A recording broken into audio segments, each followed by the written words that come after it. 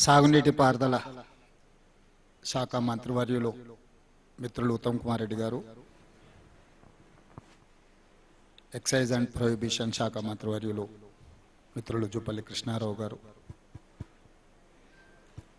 క్రీడలు మరియు ఇతర శాఖల మంత్రివర్యులు మిత్రులు వాకిటి శ్రీహరి గారు, శాసన మండలి సభ్యులు, శాసనసభ్యులు, వివిధ కార్పొరేషన్లకు సంబంధించిన చైర్మన్లు ఈ పత్రికా సమావేశంలో పాల్గొని పాలమూరు జిల్లా సాగునీరు తాగునీరు ప్రాజెక్టులకు సంబంధించి నిన్న ఇవాళ క్షేత్రస్థాయి పర్యటనలు చేసి జరుగుతున్న పనులను పరిశీలించి భవిష్యత్ కార్యాచరణ నిర్ణయించుకోవడానికి ఈ కార్యక్రమాన్ని మనం తీసుకోవడం జరిగింది.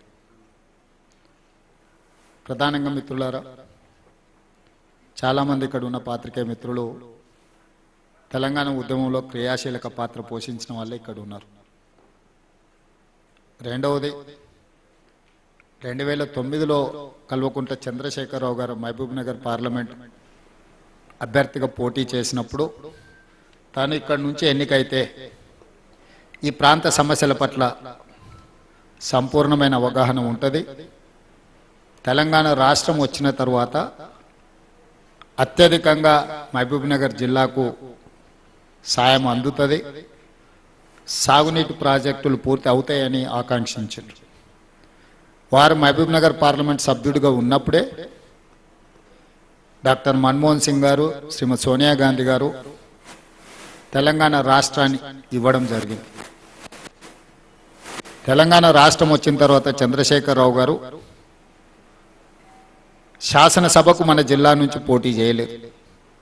సరే, వారి జిల్లా మీద మమకారంతోటో లేదా ఇతర కారణాల చేత వారు గజ్వేల్ నుంచి ప్రాతినిధ్యం వహించిన కష్టకాలంలో సహాయం అందించి హక్కున చేర్చుకొని పాలమూరులో ఊరు లేకపోయినా పార్లమెంటుకు పంపించిన ప్రజలకు తన సహాయాన్ని, తన ఆలోచనను అందించి వలసల జిల్లాను అభివృద్ధి జిల్లాగా మారుస్తారని మనం ఆశించడంలో తప్పులేదు. తెలంగాణ రాష్ట్ర ఏర్పాటు అత్యధిక నిర్లక్ష్యానికి లోనైన మహబూబ్ నగర్ జిల్లాకే ఆనాడు సాయం అందాల్సిన అవసరం ఉండే. మిగతా జిల్లాల కంటే అన్ని విషయాలలో, విద్యలో కానీ, వైద్యంలో కానీ, సాగునీరు విషయంలో కానీ, తాగునీరు విషయంలో కానీ కృష్ణానది జలాలు పూర్తిగా మన జిల్లాలోనే ప్రవహించిన ఎన్నడూ మనం ఆ నీళ్లను ఒడిసిపట్టుకున్న సందర్భమే లేదు. కాబట్టి ఈ ప్రజలు అందించిన సహాయాన్ని గుర్తుపెట్టుకొని చంద్రశేఖరరావు గారు తెలంగాణ రాష్ట్రానికి ముఖ్యమంత్రిగా బాధ్యత చేపట్టిన తర్వాత ప్రత్యేక కార్యాచరణతోని ఈ జిల్లా సాగునీటి ప్రాజెక్టులను పూర్తి చేస్తారని మేము అందరం ఆశించినాం. పదే డాక్టర్ చిన్నారెడ్డి గారి నుంచి మొదలు పెడితే మేము అందరం కూడా చాలా సందర్భాలలో, చట్టసభలలో కానీ బహిరంగంగా కానీ వారిని ప్రశ్నించడం జరిగింది. వారిలో మార్పు రాలేదు, కానీ అబద్ధపు ప్రచారాలతోని ఈ జిల్లాని మభ్యపెట్టే ప్రయత్నం చేశారు ఇక్కడ ప్రజలు.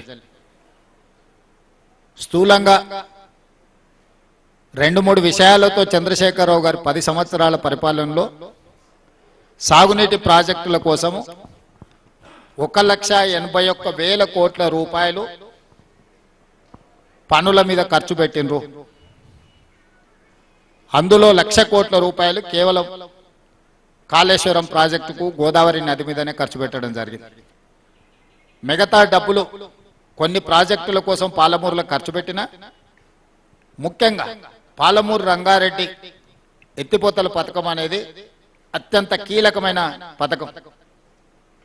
ఎందుకు అని అంటే కల్వకుర్తి కానీ, భీమా కానీ, నెట్టెంపాడు కానీ, కోయిల్ సాగర్ కానీ, లేదా ఇప్పుడు మనం ప్రారంభించుకున్న మక్తల్ నారాయణపేట, కొడంగల్ ఎత్తిపోతల పథకం అన్ని కలిపితే కూడా పాలమూరు రంగారెడ్డి ఎత్తిపోతల పథకంతో సమానం కాదు. ఒక్క పాలమూరు రంగారెడ్డి ఎత్తిపోతల పథకమే 90 టీఎంసీల నీళ్లు. ఈరోజు ఈ జిల్లాలో జూరాల నుంచి మొదలు పెడితే జూరాల, భీమా, నెట్టంపాడు, కోయిల్ సాగరు అదేవిధంగా కల్వకుర్తి మిగతా ప్రాజెక్టులన్నీ కట్టి పాలమూరు రంగారెడ్డిని పూర్తి చేస్తే ఈ జిల్లాకు దాదాపుగా 26 లక్షల ఎకరాల ఆయకట్టు ఇవ్వడానికి అవకాశం ఉండే.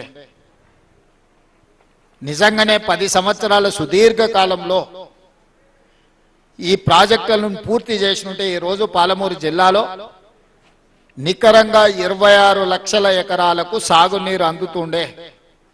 సాగునీరుతో పాటు పరిశ్రమల గురించి నేను చెప్పవలసిన అవసరం లేదు.